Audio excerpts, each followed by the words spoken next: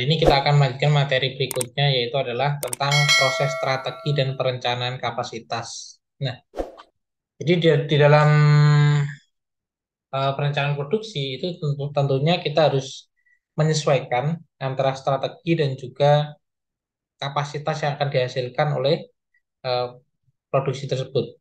Yang pertama adalah proses strategi. Nah, jadi tipe strategi proses yaitu adalah strategi proses atau transformasi adalah pendekatan organisasi untuk mengubah sumber daya menjadi barang dan jasa. Jadi itu dulu, yaitu adalah strategi proses adalah merubah dari bahan mentah menjadi barang jadi. Tujuan strategi proses adalah untuk menemukan suatu cara membuat produk barang dan jasa yang dapat memenuhi persyaratan dari konsumen dan spesifikasi produk yang berada dalam batasan biaya serta constraint lainnya. Jadi kembali lagi, ketika kita memproduksi suatu barang ataupun jasa, itu standarnya itu adalah kepuasan konsumen. Jadi bukan barang yang sempurna, bukan barang yang paling bagus, tetapi adalah barang yang sesuai dengan keinginan atau harapan dari konsumen. Tentunya juga tergantung dari HPP-nya atau biaya produksinya. Harus disesuaikan dengan harga jualnya. Hasil dari keputusan ini berdampak pada efisiensi produksi jangka panjang, ya, fleksibilitas dan kualitas produk yang dihasilkan. Oleh karenanya, banyak strategi perusahaan ditentukan pada saat keputusan tentang proses ini dilakukan. Ya. Jadi, ketika kita melakukan proses produksi, nah, tentunya kalau jumlahnya kecil itu kita bisa membuat seefisien mungkin. Tetapi ketika itu dalam jumlah besar dengan beberapa proses produksi yang panjang, maka kita perlu melakukan yang namanya strategi-strategi khusus untuk menerapkan efisiensi produksi tersebut. Jadi ada 4 strategi proses. Ya. Ada fokus pada proses, fokus berulang, fokus pada produk, dan juga mass customization. Yang pertama adalah strategi proses, fokus pada proses. Nah, perusahaan yang menggunakan strategi fokus pada proses berarti mengatur fasilitas yang digunakan untuk operasional di sekeliling proses untuk menghasilkan produksi dengan volume produksi yang rendah tetapi variasinya tinggi. Dan sebagian besar perusahaan global memilih menggunakan proses ini. Istilah lain yang sering digunakan adalah job shop. Jadi pada proses ini penyajian atau fleksibilitas tinggi karena produk berpindah di antara proses secara sebentar-sebentar. Setiap proses didesain untuk melaksanakan beragam aktivitas dan menghadapi perubahan yang sering terjadi oleh karenanya disebut juga proses intermittent. Pada proses ini, fasilitas yang digunakan mengandung unsur biaya tinggi dengan utilitas sangat rendah. Ya. Banyak penerapan pada usaha seperti restoran dan juga rumah sakit.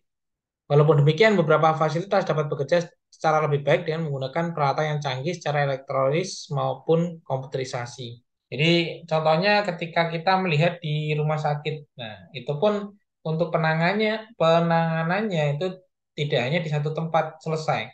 Contohnya ketika mau melakukan pendaftaran itu di bagian pendaftaran, ketika mau melakukan perawatan di kamar, lalu ketika mau membayar itu ada di bendahara, ketika mau menebus obat itu di apotek dan lain sebagainya. Nah, jadi ada hal yang panjang untuk prosesnya. Sama seperti halnya semacam restoran. Nah, untuk produk yang diproduksi itu kan bermacam-macam. Di satu meja itu tidak hanya pesan satu jenis makanan atau satu jenis minuman, tetapi beraneka ragam. Nah, tentunya perlu trik khusus atau strategi khusus untuk melakukan agar apa yang disajikan itu cepat dan enak. Jadi mereka berfokus pada proses pelayanannya dan juga proses produksinya.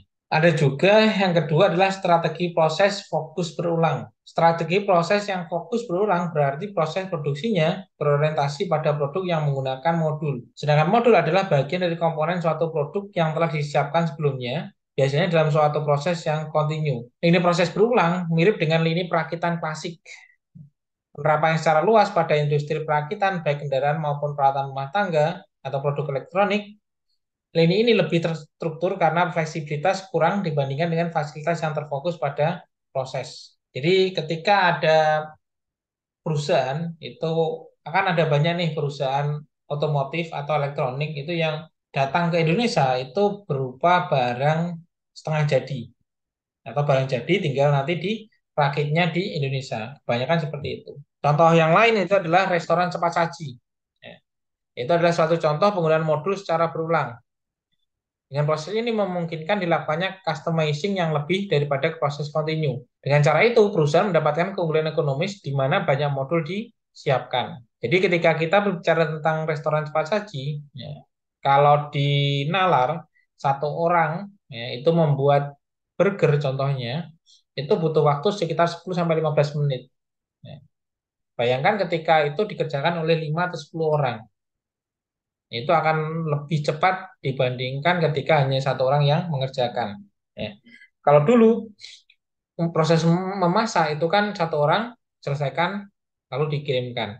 Nah, kalau saat ini di restoran cepat saji itu satu orang contohnya buat roti, magang roti, terus manggang beefnya, menyusunnya dan lain sebagainya itu lebih cepat. Ya. Di kegiatannya itu terus berulang-ulang. Yang ketiga adalah strategi proses fokus pada produk. Ya. Strategi proses yang berfokus pada produk memiliki volume tinggi dan variasi yang rendah, yang mana fasilitas diatur sekeliling produk. Proses ini disebut juga proses kontinu karena mempunyai lintasan produksi yang panjang dan kontinu. Contoh yang menerapkan proses ini adalah pabrik-pabrik yang memproduksi barang seperti kaca, timah lembaran, lampu bohlam, minuman, baut, dan lain sebagainya. Proses lain yang terfokus pada produk adalah jasa seperti rumah sakit yang menetapkan proses penyembuhan penyakit tertentu melalui serangkaian proses yang panjang. Dengan proses seperti ini, standarisasi dan pengendalian kualitas yang efektif dapat dilakukan.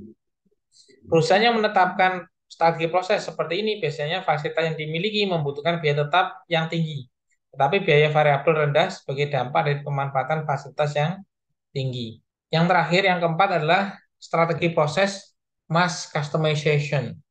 Mass customization bisa diartikan variasi yang dihasilkan sangat beragam. Tetapi secara ekonomis mengetahui dengan tepat apa yang diinginkan konsumen dan kapan konsumen menginginkannya. Mass customization merupakan pembuatan produk barang dan jasa yang dapat memenuhi keinginan konsumen yang semakin unik secara cepat dan murah. Perusahaan yang menerapkan proses ini menghadapi tantangan yang membutuhkan kemampuan operasional karena keterkaitan logistik, produk, dan penjualan semakin erat.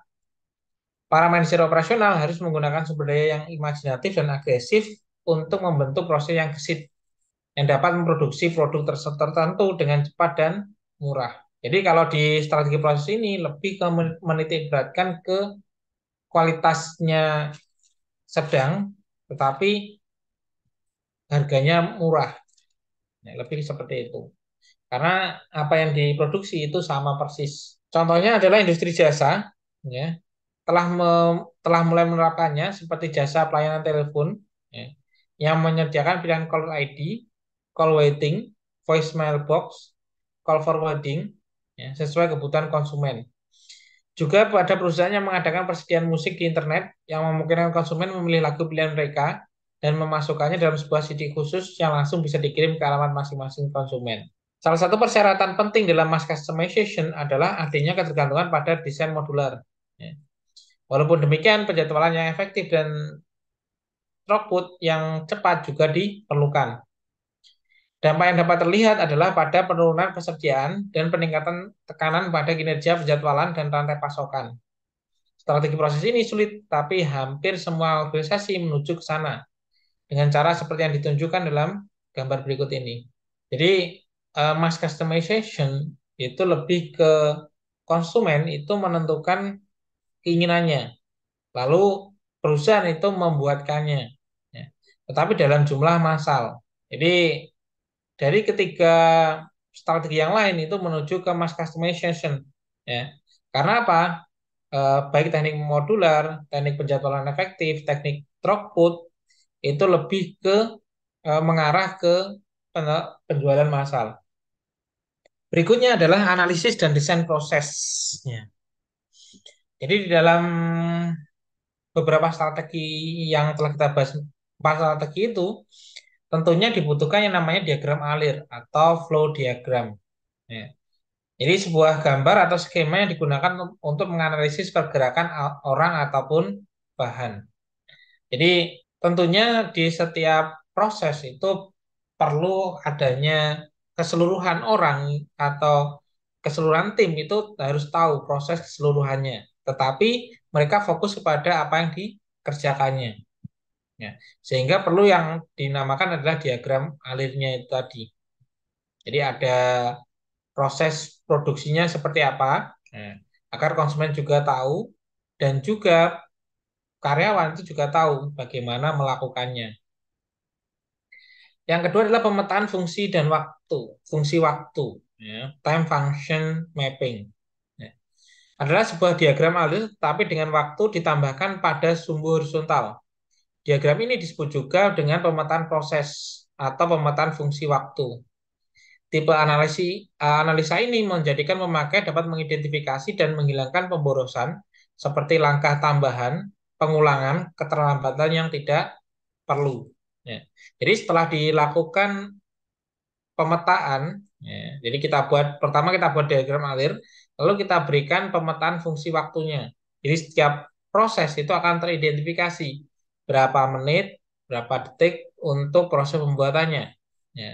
Karena apa? Karena ketika kita tahu ya proses apa saja dan waktunya seberapa, maka kita bisa meramalkan kira-kira dalam waktu sehari ya, dari eh, 8 jam ya, 8 jam satu tim itu berapa pieces yang bisa diproduksi.